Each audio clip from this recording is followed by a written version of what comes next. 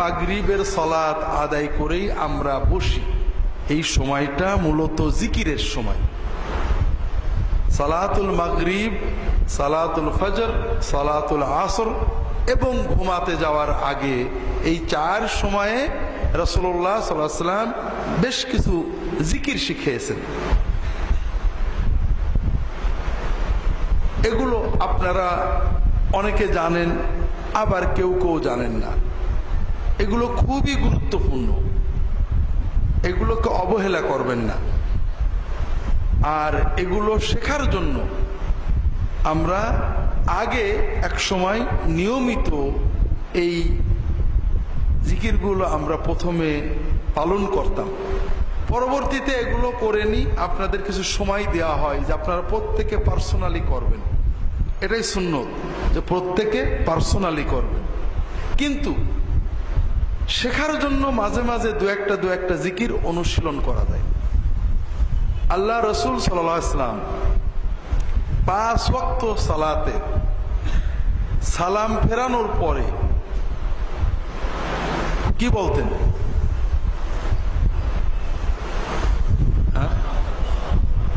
মাশাআল্লাহ, এই তো অনেকেই জানা মানুষ আছেন। সালাম ফেরানোর পরেই তিনি 3 বার বলতেন আস্তাগফিরুল্লাহ, আস্তাগফিরুল্লাহ, আস্তাগফিরুল্লাহ। তার মানে আমি আল্লাহ তাআলার কাছে গুনার জন্য ক্ষমা চাচ্ছি, আমি আল্লাহ তাআলার কাছে গুনার জন্য ক্ষমা চাচ্ছি, আমি আল্লাহর কাছে গুনার জন্য ক্ষমা চাচ্ছি। এখন বাঙালি একটা সহজ হিসাব আমাদের আছে যে নামাজ পড়ে কি গুনাহ করলাম নাকি, যে নামাজের সালাম ফিরিয়ে আগে মাফ চাইলাম। একজন বাড়িতে ঢুকে দেখে যে তার স্ত্রী খুব কাঁদে, আল্লাহ আমার গুনাহগাতা মাফ করে দাও, খুব কাঁদছে।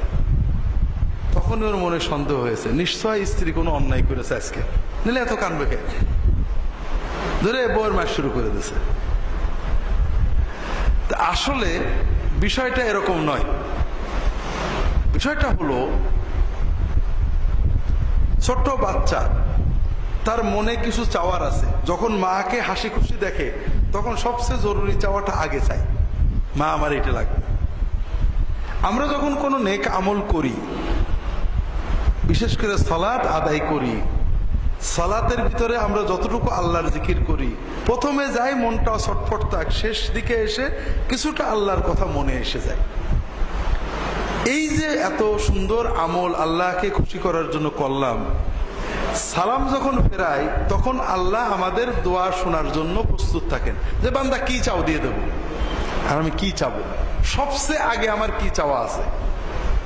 আমার সবচেয়ে আগের চাওয়া হলো মাফ চাওয়া, যে আল্লাহ আজীবন অনেক গুনাহ করেছি, আল্লাহ আমাকে মাফ করে দাও। আমাদের আল্লাহর কাছে অনেক কিছু চাওয়া আছে, ক্ষমা, রহমত, দয়া, টাকা পয়সা, অনেক জিনিস আমাদের আল্লাহ তাআলার কাছে চাওয়ার আছে। কিন্তু আসল হলো মাফ। যেমন মা রাগ করে আছে, মার মনটা যখন ভালো হয়ে যায় বাকিগুলো সব সহজ।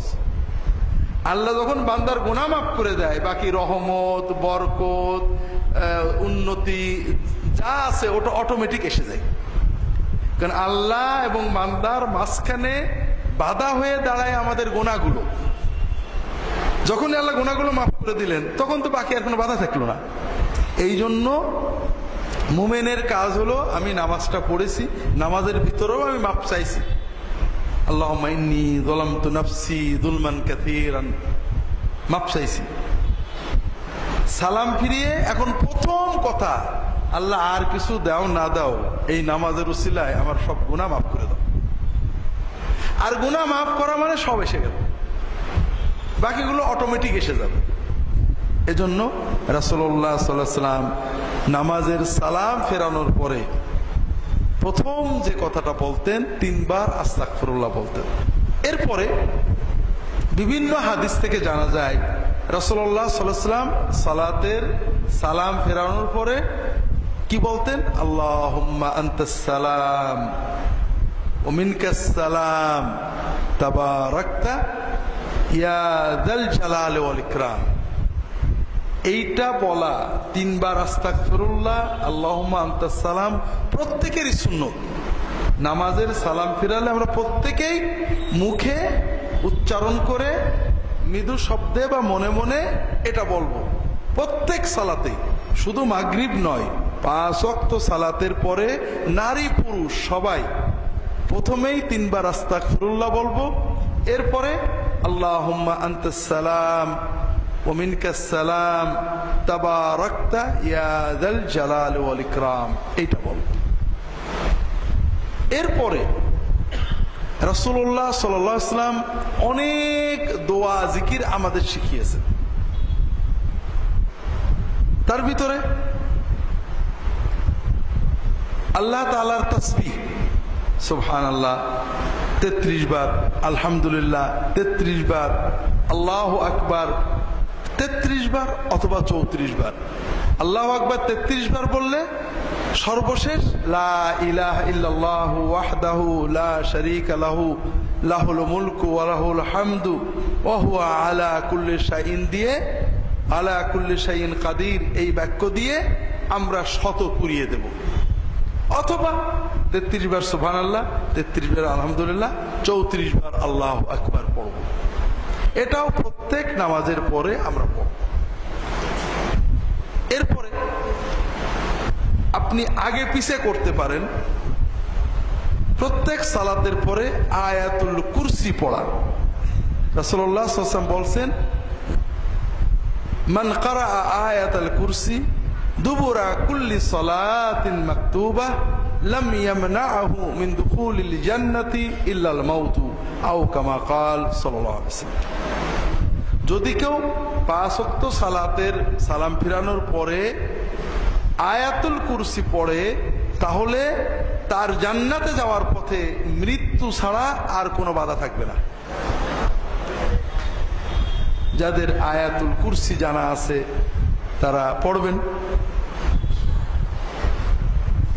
এরপরে আরো অনেক দোয়া, কুল হুয়াল্লাহু আহাদ, কুল আউযু বিরাব্বিল ফালাক, কুল আউযু বিরাব্বিন নাস, এই 3টে সূরা জোহরে, আসরে, ইশায় 3 সালাতের পরে একবার করে পড়তে হয়। আর ফজরে, মাগরিবে এবং ঘুমাতে যাওয়ার আগে বিছানায় শুয়ে ওযু থাক বা না থাক 3 বার করে পড়তে হয়। তাহলে মাগরিবের পরে আমরা এই সূরা কয়বার পড়ব? 3 বার। কুল আল্লাহ 3 বার, কুল আউযু বিল ফালাক 3 বার, কুল আউযু বিরাব্বিন নাস 3 বার, অথবা 3টে সূরা পড়লেন, আবার 3টে পড়লেন, আবার 3টে পড়লেন, যেভাবেই পড়েন সমস্যা নেই। এগুলো আমাদের জানা। এর বাইরে অনেকগুলো দোয়া জিকির রাসূলুল্লাহ সাল্লাল্লাহু আলাইহি ওয়াসাল্লাম আমাদের শিখিয়েছেন, যেগুলো আমাদের জন্য অনেক কল্যাণ বয়ে আনে, মুখস্থ করতে হয়। দরুদের কথা গতদিন বলেছি, 10 বার দরুদ শরীফ মাগরিবের এবং ফজরের পরে পড়লে রাসূলুল্লাহ সাল্লাল্লাহু আলাইহি ওয়াসাল্লামের শাফাত সেই মানুষের জন্য পাওনা হয়ে যায়। আর একটা দোয়া আপনাদের বলেছিলাম, বিসমিল্লাহিল্লাযী লা ইয়াদুররু মা ইসমিহি শাইউন ফিল আরদি ওয়ালা ফিস সামাই ওয়া হুয়াস সামিউল আলিম। সকালে 3 বার, সন্ধ্যায় 3 বার পড়লে ওই দিনে কোনো আসমানি জমিনি বালা ওই মানুষটাকে স্পর্শ করবে না। ছোট বাচ্চাদের আমরা যদি সকালে 3 বার ফুড়ে ফু দিয়ে দিই, মাথায় গায়ে হাত দিয়ে একটু পড়ে দিই, সন্ধ্যায় পড়ে দিই, ইনশাআল্লাহ ওই দিনে তার কোনো আসমানি জমিনি বালা তাকে স্পর্শ করবে না।